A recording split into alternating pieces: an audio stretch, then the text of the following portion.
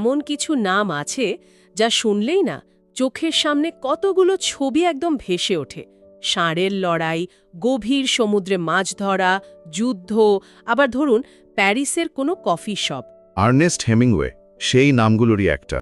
আজ আমরা এই কিংবদন্তি মানুষটির লেখার জগতে একটা গভীর ডুব দেব।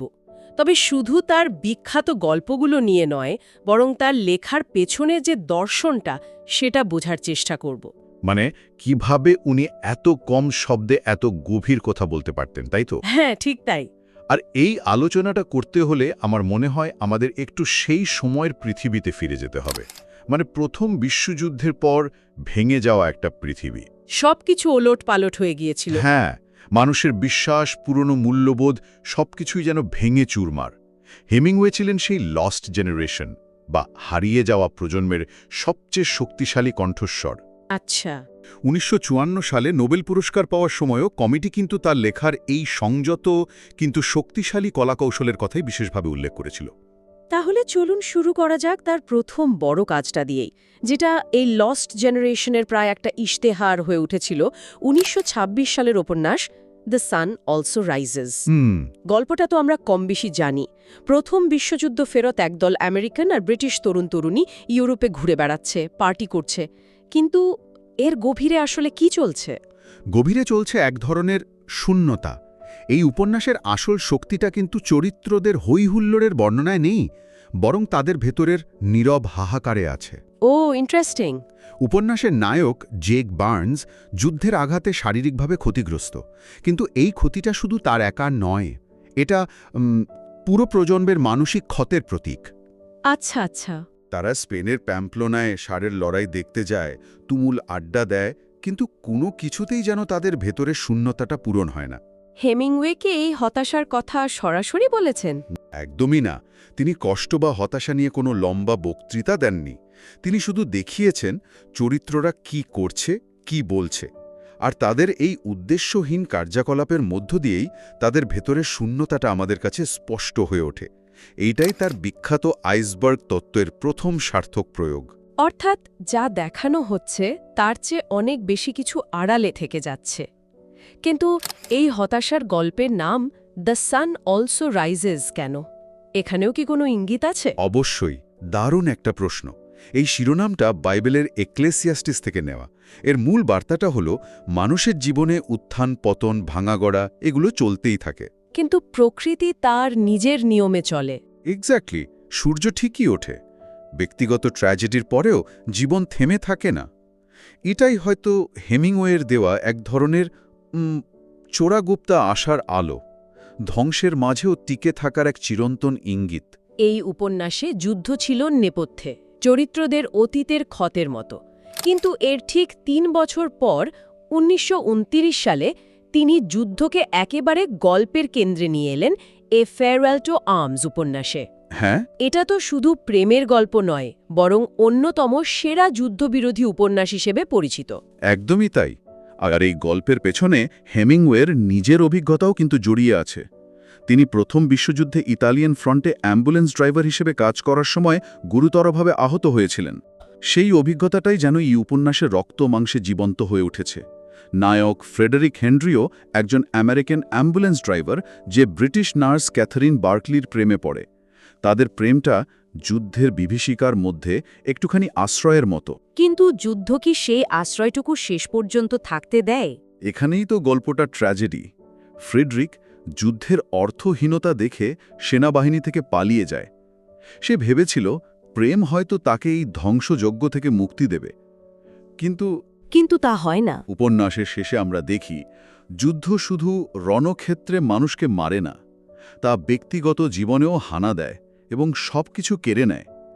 ক্যাথারিনের মর্মান্তিক পরিণতি এটাই প্রমাণ করে যে যুদ্ধের দুনিয়ায় ব্যক্তিগত সুখ বা ভালোবাসা খুঁজে পাওয়া প্রায় অসম্ভব। তার মানে প্রেম এখানে যুদ্ধের বিরুদ্ধে এক নিষ্ফল কিন্তু মহৎ প্রতিরোধ। খুব সুন্দর বলেছেন, নিষ্ফল কিন্তু মহৎ। তাহলে আ ফেয়ারওয়েল টু আর্মসে আমরা দেখলাম একজন ব্যক্তি যুদ্ধ থেকে পালানোর চেষ্টা করছে ব্যক্তিগত মুক্তির জন্য। কিন্তু প্রায় ১ দশক পরে যখন ইউরোপে ফ্যাসিবাদের উত্থান ঘটছে, তখন হেমিংওয়ের চিন্তায় কি কোনো পরিবর্তন আসে? আমার তো মনে হয় তিনি যেন ঠিক উল্টো প্রশ্নটা করছেন। কখনো কখনো কি বৃহত্তর আদর্শের জন্য যুদ্ধে জড়িয়ে পড়াটা জরুরি? চমৎকার একটা পয়েন্ট।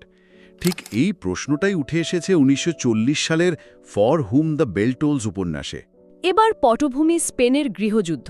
হ্যাঁ, নায়ক রবার্ট জর্ডেন, একজন আমেরিকান অধ্যাপক, নিজের নিরাপদ জীবন ছেড়ে স্পেনে এসেছে ফ্যাসিস্টদের বিরুদ্ধে লড়তে। তার কাজ হলো একটা ব্রিজ উড়িয়ে দেওয়া। এখানে দ্বন্দ্বটা খুব পরিষ্কার। একদিকে দেশের জন্য, আদর্শের জন্য তার দায়িত্ব, আর অন্যদিকে মারিয়া নামের এক তরুণীর প্রতি তার ভালোবাসা। একদম। এই উপন্যাসের নামটা তো সপ্তদশ শতকের কবি জন ডানের একটি কবিতা থেকে নেওয়া। এর তাৎপর্যটা কি? তাৎপর্যটা বিশাল, এবং এটাই উপন্যাসের মূল দর্শন। জর্ডানের কবিতার মূল কথা হল, কোনো মানুষই একা বা বিচ্ছিন্ন দ্বীপ নয়, প্রত্যেকেই মানব সমাজের অংশ। আচ্ছা। তাই যখন কেউ একজন মারা যায়, তখন শুধু সে একা মরে না, মানবতারই একটা অংশ ক্ষয়ে যায়। রবার্ট জর্ডেন জানে যে ব্রিজটা ওড়াতে গেলে তার মৃত্যু প্রায় নিশ্চিত, কিন্তু সে এটাও বোঝে যে তার এই আত্মত্যাগ একটা বৃহত্তর লক্ষ্যের জন্য প্রয়োজন। অর্থাৎ ব্যক্তির মৃত্যু এখানে সমষ্টির ভালোর জন্য এক মহৎ আত্মাহুতিতে পরিণত হয়। ঠিক। হেমিংওয়ে এখানে দেখিয়েছেন আদর্শের জন্য লড়াই করাটা কতটা মহৎ এবং একই সাথে কতটা যন্ত্রণাদায়ক। এরপর তো এলো সেই কিংবদন্তি উপন্যাসিকা, যা হেমিংওয়ের সাহিত্য জীবনের চূড়া হিসেবে ধরা হয়, 1952 সালের the old man and the sea. আহা! আমার মনে হয় মানুষকে ধ্বংস করা যায়, কিন্তু পরাজিত করা যায় না। এই একটা বাক্যে বইটার, এমনকি হেমিংওয়ের পুরো জীবন দর্শনের সারমর্ম লুকিয়ে আছে। নিঃসন্দেহে কিউবার এক বৃদ্ধ জেলে সান্তিয়াগোর গল্প এটা। 84 দিন ধরে সে কোনো মাছ ধরতে পারেনি। সবাই তাকে সালাও, মানে চূড়ান্ত দুর্ভাগা বলে ধরে নিয়েছে। তারপর সে একাই ছোট নৌকা নিয়ে গভীর সমুদ্রে দেয়, এবং এক বিশাল মার্লিন মাছের সঙ্গে তার লড়াই শুরু হয়। এই লড়াইটা 3 দিন ধরে চলে। এটা তো শুধু একটা মাছ ধরার গল্প নয় তাহলে। না, একেবারেই না। এটা মানুষের অদম্য ইচ্ছাশক্তি আর প্রতিকূলতার মুখে মর্যাদা রক্ষার এক মহাকাব্য। কিন্তু শেষ পর্যন্ত তো সে মাছটাকে তীরে আনতে পারে না। হাঙরের দল পুরো মাছটা খেয়ে ফেলে, শুধু কঙ্কালটা বাকি থাকে। তাইলে কি সান্তিয়াগো হেরে গেল? বস্তুগত দিক থেকে দেখলে হয়তো সে হেরেছে, কিন্তু নৈতিকভাবে সে বিজয়ী, কারণ সে শেষ মুহূর্ত পর্যন্ত লড়েছে। লড়াইটাই আসল। হ্যাঁ, মাছটা হয়তো সে হারিয়েছে, কিন্তু এই সংগ্রামের মাধ্যমে সে নিজের সম্মান আর মর্যাদা পুনরুদ্ধার করেছে। প্রকৃতি এখানে একই সাথে প্রতিপক্ষ এবং বন্ধু। মার্লিন মাছটা তার কাছে এক মহান প্রতিপক্ষ যাকে সে সম্মান করে, আর হাঙরের দল হল প্রকৃতির নির্মম ধ্বংসাত্মক শক্তির প্রতীক। তার মানে সান্তিয়াগোর জয়টা মাছটাকে ধরে আনার মধ্যে ছিল না, ছিল তার লড়াই চালিয়ে যাওয়ার মধ্যে। নোবেল কমিটিও কিন্তু এই কাজটির জন্যই তাকে বিশেষভাবে সম্মান জানিয়েছিল। তার অন্য উপন্যাসগুলো, যেমন across the river and into the trees বা মৃত্যুর পর প্রকাশিত দ্য গার্ডেন অফ ইডেন, এগুলো নিয়েও তো অনেক কথা হয়। হ্যাঁ, across the river and into the trees যখন প্রকাশিত হয়, মানে 1950 সালে, তখন অনেক সমালোচকই এর নিন্দা করেছিলেন। তাদের মনে হয়েছিল এটা হেমিংওয়ের নিজের স্টাইলের এক দুর্বল অনুকরণ, বড্ড বেশি আবেগপ্রবণ। কিন্তু এখনকার মূল্যায়নটা কি? এখন পেছন ফিরে তাকালে মনে হয় এখানে একজন বয়স্ক যুদ্ধক্লান্ত কর্নেল তার জীবনের শেষ মুহূর্তে এসে প্রেম আর মৃত্যুর মুখোমুখি হচ্ছে। এটা হয়তো তার সবচেয়ে শক্তিশালী কাজ নয়, কিন্তু এখানে একজন ভালনারেবল বা দুর্বল হেমিংওয়েকেও খুঁজে পাওয়া যায়। আর দ্য গার্ডেন অফ ইডেন? ওহ, ওটা তো আরও সাহসী এক কাজ। মৃত্যুর বহু বছর পর প্রকাশিত। সেখানে তিনি লিঙ্গ পরিচয়, প্রেম এবং ঈর্ষার মতো জটিল বিষয়গুলো নিয়ে পরীক্ষা নিরীক্ষা করেছেন। উপন্যাস তো গেল, কিন্তু অনেকেই বলেন হেমিংওয়ের আসল জাদুটা লুকিয়ে আছে তার ছোট গল্পে। এখানেই নাকি তার আইসবার্গ তত্ত্ব সবচেয়ে নিখুঁতভাবে কাজ করে। আমি পুরোপুরি একমত। ধরা যাক হিলস লাইক হোয়াইট এলিফ্যান্টস গল্পটার কথা। স্পেনের এক রেল স্টেশনে বসে একটি যুগল কথা বলছে। আপাত দৃষ্টিতে খুবই সাধারণ কথাবার্তা। হ্যাঁ, ট্রেন কখন আসবে, চারপাশের পাহাড় দেখতে কেমন, বিয়ের স্বাদ কেমন, এইসব। পুরো গল্পে একবারও গর্ভপাত বা বাচ্চা এই শব্দগুলো ব্যবহার করা হয়নি, কিন্তু তাদের প্রত্যেকটা কথার আড়ালে, প্রতিটি নীরবতার গভীরে আমরা অনুভব করতে পারি যে তাদের জীবনে একটা বিশাল সিদ্ধান্ত নেয়ার চাপ ঝুলছে। এটা কিভাবে সম্ভব? মানে একটাও কঠিন শব্দ ব্যবহার না করে এত বড় একটা মানসিক সংকট তুলে ধরা। এখানেই তো হেমিংওয়ের মুনশিয়ানা। মেয়েটি বলছে পাহাড়গুলোকে সাদা হাতির মতো দেখাচ্ছে। ছেলেটি উত্তর দিচ্ছে, আমি তো কখনো সাদা হাতি দেখিনি। এই সাধারণ সংলাপের মধ্য দিয়েই তাদের সম্পর্কের দূরত্বটা বোঝা যায়। আচ্ছা, মেয়েটি হয়তো কল্পনার আশ্রয় নিতে চাইছে, আর ছেলেটি কঠিন বাস্তবের জমিতে দাঁড়িয়ে আছে। তাদের এই কথোপকথনটা আসলে একটা পারফরম্যান্স। তারা আসল বিষয়টা এড়িয়ে যাওয়ার জন্য ছোট ছোট কথা বলছে, আর এই এড়িয়ে যাওয়াটাই মূল বিষয়টাকে আরও ভয়াবহ করে তুলেছে। বাহ, পাঠক হিসেবে আমরা যা বলা হচ্ছে না সেটার ওজনটাই সবচেয়ে বেশি অনুভব করি। একদম। আর তার আত্মজীবনিক চরিত্র নিক অ্যাডামসের গল্পগুলো, ইন আওয়ার টাইম সংকলনে আমরা তো এই চরিত্রকে বারবার ফিরে আসতে দেখি। নিক অ্যাডামসের গল্পগুলো আসলে হেমিংওয়ের নিজের বেড়ে ওঠার, যুদ্ধ দেখার এবং সেই মানসিক আঘাত বয়ে বেড়ানোর একটা শৈল্পিক প্রতিচ্ছবি। আমরা দেখি শৈশবের সারল্য থেকে কিভাবে সে ধীরে ধীরে পৃথিবীর নিষ্ঠুরতার সঙ্গে পরিচিত হচ্ছে। এই গল্পগুলো তার লেখক হয়ে ওঠার প্রক্রিয়াকেও বুঝতে সাহায্য করে। লেখার বাইরে তার নিজের জীবনটাও তো কম ঘটনাবহুল ছিল না। আরে বাবা, একেবারেই না। তার ননফিকশন বইগুলোতে সেই জীবনের ছাপ একদম স্পষ্ট। যেমন স্পেনের ষাঁড় লড়াই নিয়ে লেখা ডেথ ইন দি আফটারনুন, ওটা তো শুধু একটা খেলার বিবরণ নয়। না না, হেমিংওয়ের কাছে ষাঁড়ের লড়াই বা করিডা কোনো খেলা ছিল না, এটা ছিল একটা ট্র্যাজিক শিল্প, যেখানে মানুষ আর পশুর মধ্যে জীবন মৃত্যুর এক ভয়ঙ্কর সুন্দর নাটক মঞ্চস্থ হয়। গ্রেস আন্ডার প্রেশারের ধারণাটা কি এখানেই পাওয়া যায়? ঠিক ধরেছেন। চরম চাপের মুখে মর্যাদা বজায় রাখার দর্শন। ম্যাটাডোর যখন বিশাল এক ষাঁড়ের মুখোমুখি হয়, তখন এক মুহূর্তের ভুল মানেই মৃত্যু।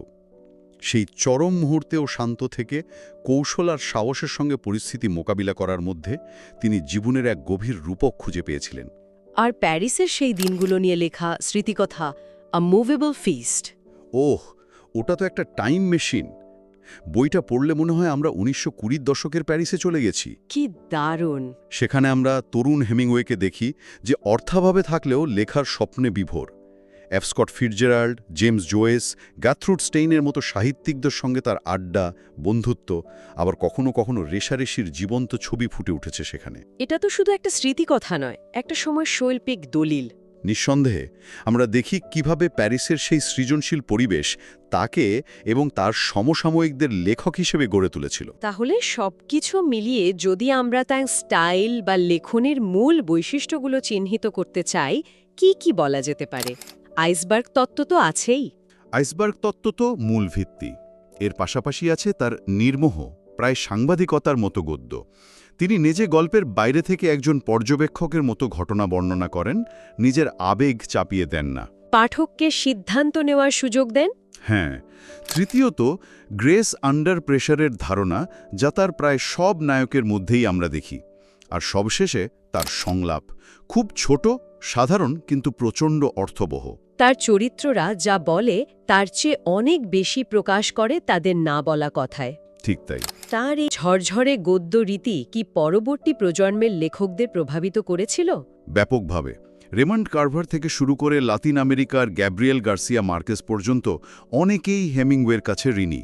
মজার ব্যাপার হলো, তিনি গার্ট্রুড স্টেইন বা জেমস জয়েসের মতো মডার্নিস্টদের কাছ থেকে ভাষার পরীক্ষা-নিরীক্ষার ধারণা পেয়েছিলেন, কিন্তু তিনি সেই পথে হাঁটেননি। তিনি নিজের জন্য একটা স্বতন্ত্র পথ তৈরি করেছিলেন। হ্যাঁ, যা ছিল অনেক বেশি প্রত্যক্ষ, কঠিন এবং বাস্তববাদী। তিনি একটা গোটা প্রজন্মের লেখকদের শিখিয়েছেন কিভাবে বাহুল্য বর্জন করে লেখার শক্তি বাড়ানো যায়।